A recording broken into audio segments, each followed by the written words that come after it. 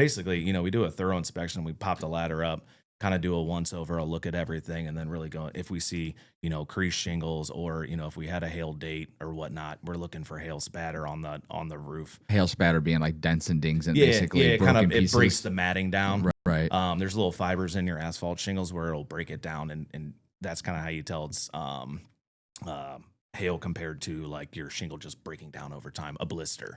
A lot of people, I see I'm in all these roofing forums, they might be like, oh, that's a hail damage, and all the vets are like, bro, that's literally just an old shingle. You know what I mean? Because what happens if your house isn't ventilated correctly and the air's not moving properly? Like, it'll literally cook from the inside out, and that's what'll start your blisters. Bubble in your okay. Or it was a discontinued shingle, and that was one of the reasons they discontinued the shingle.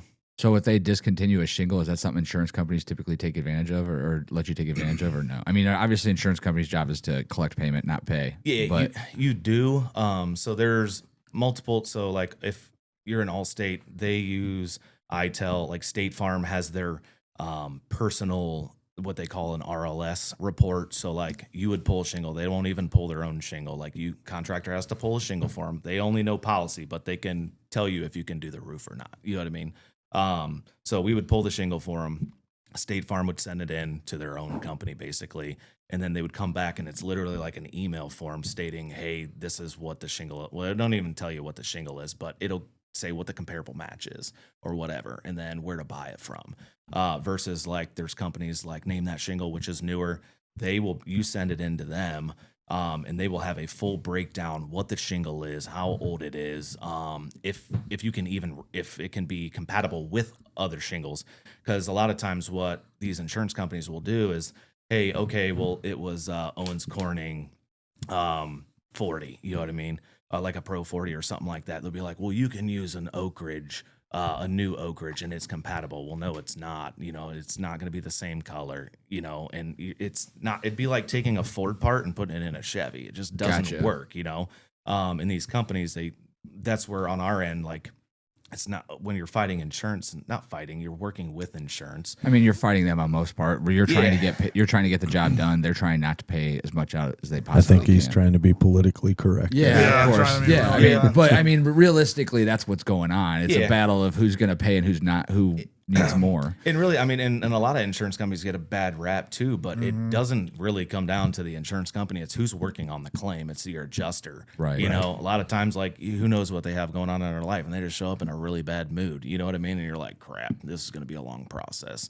I've had claims take anywhere from like a 2-3 day turn, and we're putting the roof on Friday, compared to like 6 to 8 months. I had one that we just closed, and it was a little over a year. Wow. But it was a big claim. It was like $180,000. Holy smokes. So, I mean, it was just one of those things. They'll send out an engineer. Like, they will do everything they can. How often are you finding like homeowners that are actually going out and hiring their own adjuster in that process? Like a public adjuster? Yeah. Not rarely, because, I mean, a lot of homeowners are unaware of their personal policy. You know what I mean? That they even know that they have the option to hire a public adjuster. Yeah, I had no clue, but I didn't even know that was a thing. Yeah, just learned something. So let's hear like about that. So like if I get stuck on a job, and I'm like, insurance is not, because I'm not licensed to technically talk insurance, like policies and stuff like that. Now, a public adjuster is. They have the same right as your State Farm adjuster or your Allstate adjuster or Erie or whatever.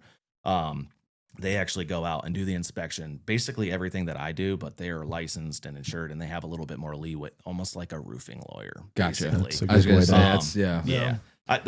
They got a little more clout behind their name. They do. Yeah. So this is really big out in California right now because of like all the things we're talking about. Like we're focused on roofing right now, but like as a good example, there's one in particular, it's a family I've been talking to. They inherited their home in the Palisades. Grandfather immigrated here, worked his whole life, bought this house, and they raised 4 generations of family in this home. They own it outright and everything. If they had sold the house before the fires, they would have sold the house for like $19 million just in like land and usage value, like big home. They didn't understand their insurance policy. And so now the lot that their home used to sit is up for sale for like $1.8 million. They got a full insurance value check the day after the fire. Insurance company showed up and said, here's your check. So they were insured to $3 million. They can't even get permits and foundation put on that property for under or for $3 million, like this one particular family.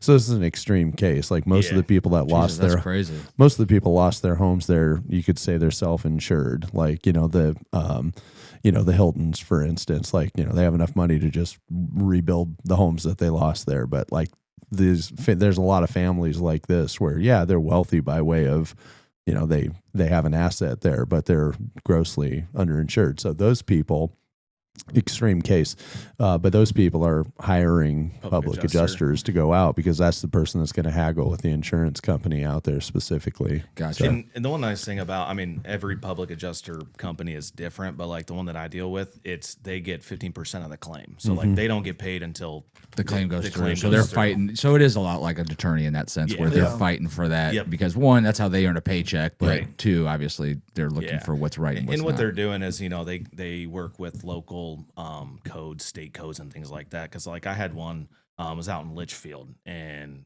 I forget who the insurance company was, but I'm like, hey, like this is what the local and state guidelines say. It was like with space decking or something like that. And I called the local guy, and even the local guy's like, just repair it. Like he wouldn't even work. Like, you know what I mean? Those local guys, it's not like they get paid a bunch of money. And I'm Right. like, bro, you're not helping my case. Like, do you want us to repair stuff improperly in this area? You know what I mean? So our values go down and all that stuff. Like, we want stuff done right. Yeah.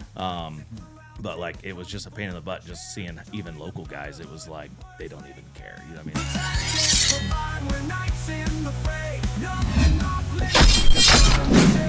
mean?